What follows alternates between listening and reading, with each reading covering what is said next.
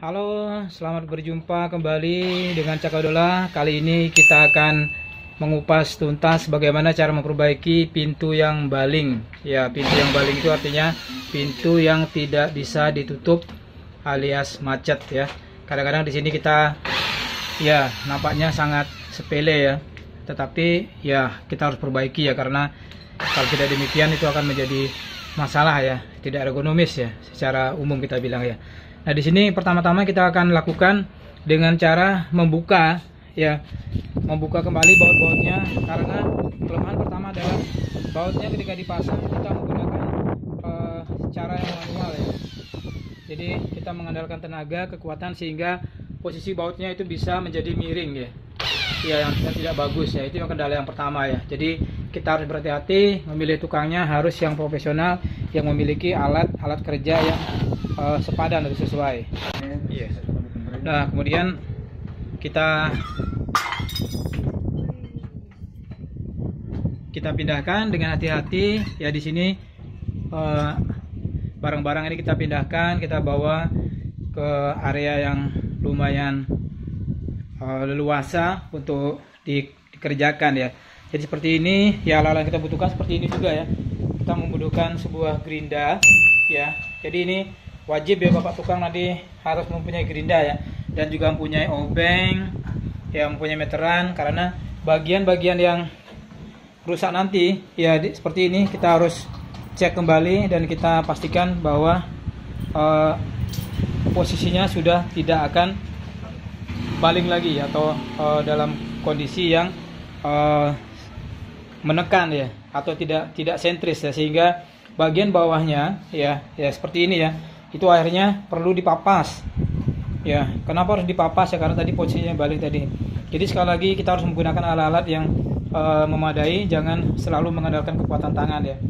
Kalau demikian nanti posisi bautnya akan miring-miring seperti ini ya, ada yang miring dan tidak pas ya. Jadi ini harus kita perbaiki kembali ya. Sekarang kita pasang alat-alat kerjanya, gerindanya. Kita gunakan mesin bor untuk membuka bautnya seperti ini ya, pelan-pelan saja yang hati-hati ya, sehingga mungkin bautnya beberapa masih bisa digunakan ya, karena kalau kita ada di jauh dari toko bangunan itu agak sulit mencari baut-baut, atau bahkan kemungkinan tokonya sedang tutup ya. Oke, satu-satu bautnya kita kumpulkan kembali ya, kerja dengan sangat hati-hati seperti itu ya. Kemudian kita lanjutkan untuk melakukan sedikit pemapasan ya pada bagian-bagian tempat engselnya nanti ya. Jadi dirapikan lagi, terutama kerataan ya. Kalau nanti misalkan dia tidak rata ya, kita harus urus seperti ini ya, kita papas, kita pastikan dia rata. Kalau dia nanti tidak rata, maka dia akan baling lagi ya, dia seolah-olah bagian itu ada yang menonjol atau sehingga mendorong posisi pintu ke depan ya, dan membuat posisinya tidak vertikal lagi ya. Jadi di sini kita lakukan dengan harus menggunakan alat yang baik ya. Nah, seperti ini dengan sangat pelan sekali ya, harus dikerjakan dengan sangat hati-hati.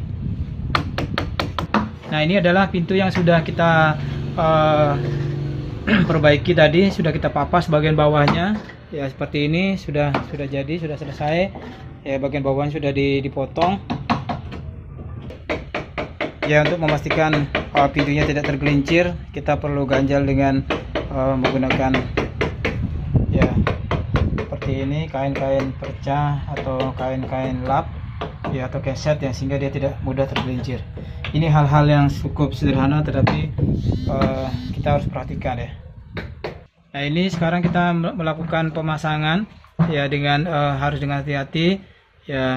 Kalau harus sendiri itu ya, kita bisa menggunakan beberapa teknik seperti ini ya. Jadi memastikan posisi nanti di bawahnya itu pas ya, sesuai dengan posisi yang sudah kita tadi papas ya. Pada bagian bawahnya kita perlu bantu dengan melakukan pengganjalan sedikit ya. Kita menggunakan peralatan biasanya yang yang seadanya saja ya. Yang pasti di sini kita ingin memposisikan bahwa tempat dudukan engsel yang ada di kusen pintunya itu nanti sudah pas ya, sesuai dengan ketinggian yang sudah kita atur tadi ya, seperti ini. Baru nanti kita kemudian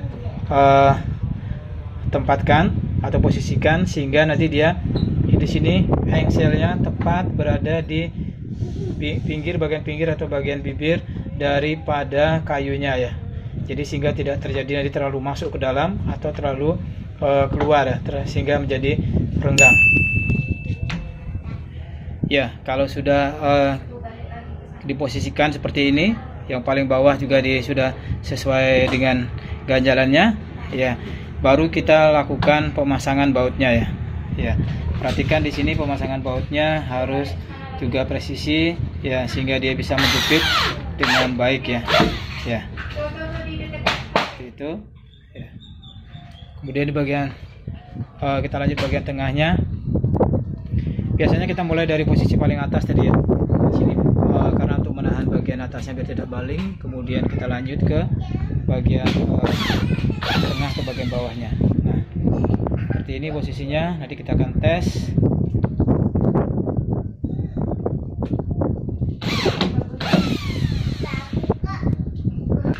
Ya, kemudian kita lepas pengganjalnya, kemudian kita bisa tes hasilnya. Nah, ini sudah langsung kedengaran klop ya, seperti itu ya. Berarti setidaknya dia posisinya sudah pas di situ, tidak miring ya. Ya, kalau sudah pas semuanya sudah dirapatkan, pintunya sudah dicoba, kita langsung selesaikan pemasangan baut-baut yang berikutnya. Ya, hati-hati pada pemasangan baut bagian atas ya. Bila perlu kita kalau kurang tinggi kita bisa menggunakan kursi untuk memastikan bautnya terpasang dengan baik.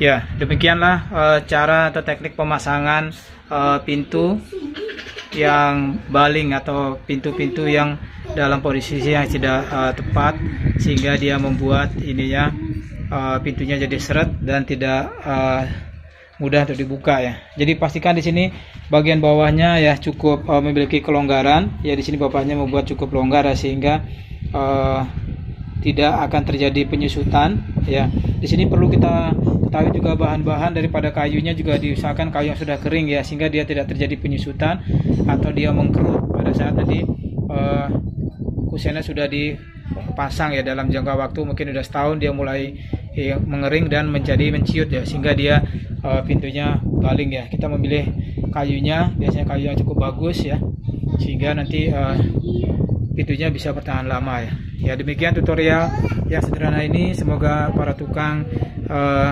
senang dan berbahagia melihat hasil daripada pekerjaan.